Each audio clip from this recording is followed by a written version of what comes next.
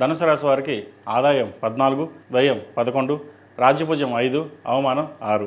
ధనుసు రాశి వారికి ఈ సంవత్సరం బాగుంది. ఈ రాశి వారికి తృతీయంలో రాహు, చతుర్థంలో శని, సప్తమంలో గురువు, 9ంట కేతువు, అలాగే జూన్ 2వ తేదీ నుండి గురువు అష్టమంలో, డిసెంబర్ 5వ తేదీ నుండి రాహు ద్వితీయంలోకి, కేతువు అష్టమంలో మారుతారు. ఈ గ్రహ స్థానాలను అనుసరించి ఈ సంవత్సరం రాశి ఫలితాలు తెలియజేయడం జరిగింది. ఈ రాశి వారికి అర్ధాష్టమ శని నడుస్తుంది.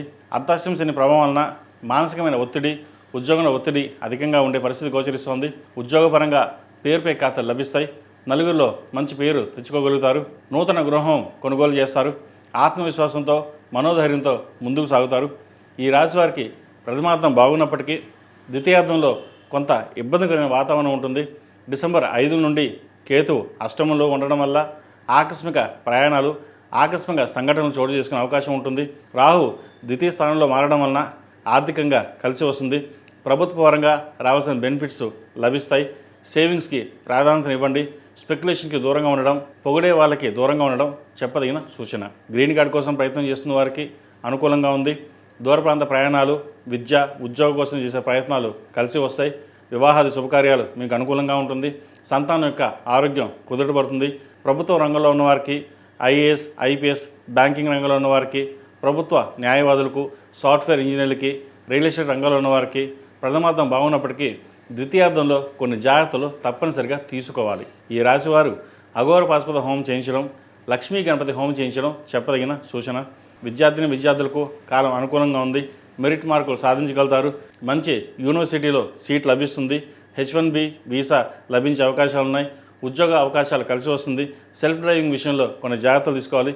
దీర్ఘకాలిక ఆరోగ్య సమస్యలు ఏవైతే ఉన్నాయో అవి తగ్గుముఖం పడతాయి. కుటుంబంలో తల్లిదండ్రుల అండదండలు లభిస్తాయి. డిసెంబర్ 5 తర్వాత రాహు ద్వితీయ స్థానంలో ఉండడం వల్ల ధనప్రాప్తి, ఉద్యోగంలో స్వల్పమైన మార్పులు చోటు చేసుకుంటాయి. ఖర్చులను అదుపులో ఉంచుకోవాలి. ఈ రాశివారు ప్రతినిత్యం శివతాండవ స్తోత్రం, దక్షిణామూర్తి స్తోత్రాన్ని చదవడం కానీ వినడం కానీ చేయండి. మంచి ఫలితాలు ఉంటాయి. ఈ రాశిలో జన్మించిన స్త్రీలకు ఈ సంవత్సరం బాగుంది. వృత్తి ఉద్యోగాల పరంగా, వ్యాపార పరంగా అనుకూలంగా ఉంటుంది. ప్రభుత్వ రంగాల్లో ఉన్నవారికి అధికార ప్రాప్తి, కుటుంబంలోని బరువు బాధ్యతలను సక్రమంగా నిర్వర్తిస్తారు.